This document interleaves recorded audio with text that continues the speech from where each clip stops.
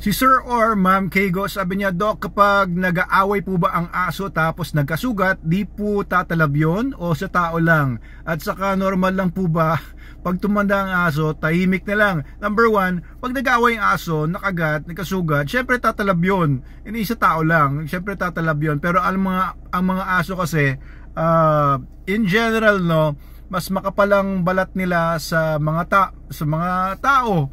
Mas makapalang balat nila. Unang-una, may fur kasi sila, depende sa balahibo nila, so medyo mas protected ang katawan nila doon sa kanilang balat and fur kesa sa ating mga taong walang mga balahibo. Ayan, kung mabalahibo ka, ayan, protected ka. Pero pagka nakagat po yung aso, ganun din, kakasugat din, maaaring magka-infection din. So kung may nag-away ng mga aso, ano dapat yung gawin? Check nyo, inspect nyo for any wounds, and maganda, lagyan nyo ng betadine yung wounds nya. Hopefully that would be enough, no? Pero kapag ka syempre malala, dalhin nyo na sa vet kung medyo nalaslas yung balat or what. Pero minsan mga minor cuts and minor bruises, it's nothing to worry about, no? Dinidila-dilaan ng mga aso nila yan.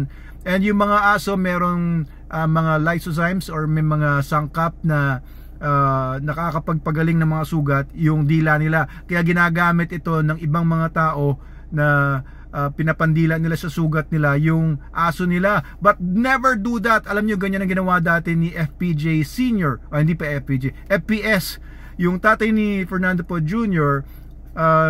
Supposedly, no, according sa mga reports, kaya siya namatay dahil sa tetanus dahil sa rabies, dahil may sugat daw, tapos pinapadilaan sa tuta nila sa pag-aakalang mas bibilis na gumaling yung sugat daw niya kapag dinidilaan ng puppy. Whether that is true, an account is true, or that account is true or not, we really do not know. We weren't there. But wag niyo pong gagawin yon, kasi bukod doon sa mga nakakapagpagaling na mga sangkap ng dila ng aso, meron din mga bacteria yan and pwede nga mag-spread ng rabies. And guys, no, ito namang pangalawa, ang sabi, pag tumatanda yung mga aso ay tahimik lang. Depende po sa aso kung gaano katanda, kasi alam niyo, age, di ba? Age is subjective. No, ang pinakamatandang aso sa buong mundo, namatay lang daw recently, ay si Bobby, nasa mga 33 siya nung namatay siya. So ang aso kasi senior dog na siya ng mga 7 years old, 8 years old. So I consider dogs mga 8 years old above, senior dogs or old. Sabi nating old compared sa mga iba, pero depende po yon. Si Logan, hindi naman po siya tumahimik, no, maingay pa rin siya. Logan is 9 years old, Belgian Malinois, and kapag may mga, alam niyo, may mga suspicious na mga individual sa labas, nag-iingay pa rin talaga yon. And hindi naman siya tumahimik. Kung nabawasan man o nadagdagan man, hindi ko napansin.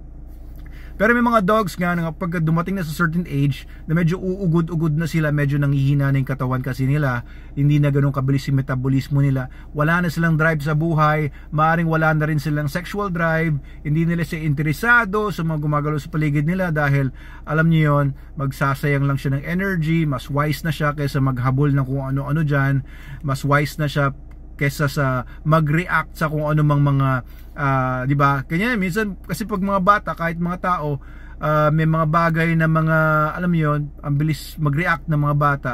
Pero pagka dumadating ka na sa certain age, hindi na masyadong reactive tayo pagdating sa mga stimulus.